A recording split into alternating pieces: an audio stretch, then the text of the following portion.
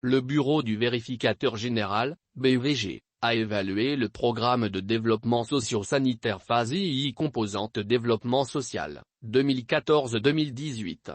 Pour la présente, l'équipe d'évaluation a élaboré 8 questions regroupées en 3 critères d'évaluation, la pertinence, l'efficacité opérationnelle et les effets.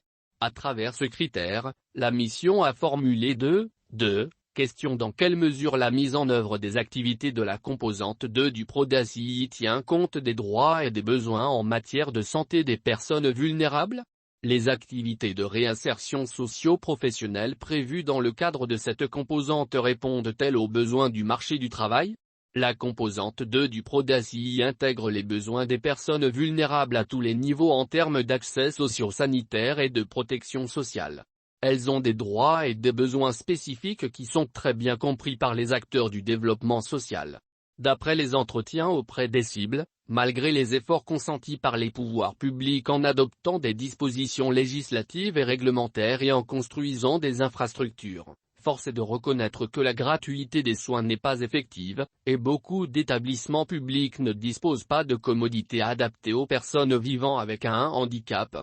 Pour permettre l'atteinte des objectifs fixés dans la composante 2, la mission recommande de faire une large diffusion et explication du document PRODACI aux personnes vulnérables bénéficiaires du programme, informer les populations vulnérables de leurs droits en matière de santé et des propositions de satisfaction de leurs besoins, recenser, faciliter l'accès de tous les établissements publics aux personnes vivant avec un handicap, faire une évaluation des systèmes d'assurance en tenant compte des aspirations de la population, notamment sur la liste des médicaments agréés et la durée du récépissé de l'ANARON, renforcer les capacités des agents du développement social à travers des formations continues.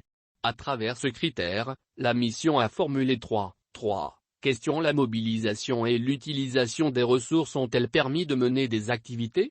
Le dispositif d'assistance humanitaire de réponse aux crises est-il fonctionnel dans la prise en charge des personnes vulnérables pour leur réinsertion économique et sociale? Les services des organismes d'assurance et de sécurité sociale sont-ils disponibles et accessibles? Des entrevues avec les acteurs, il ressort que des efforts ont été réalisés et malgré les difficultés de mobilisation des ressources financières, le programme reste fortement dépendant des PTF, ce qui pose la question de sa durabilité financière.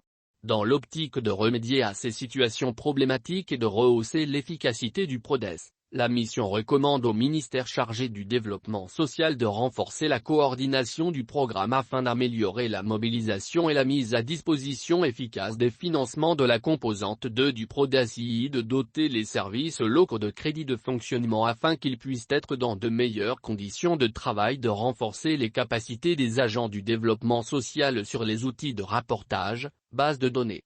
La mission a posé 3 questions relatives à ce critère d'évaluation.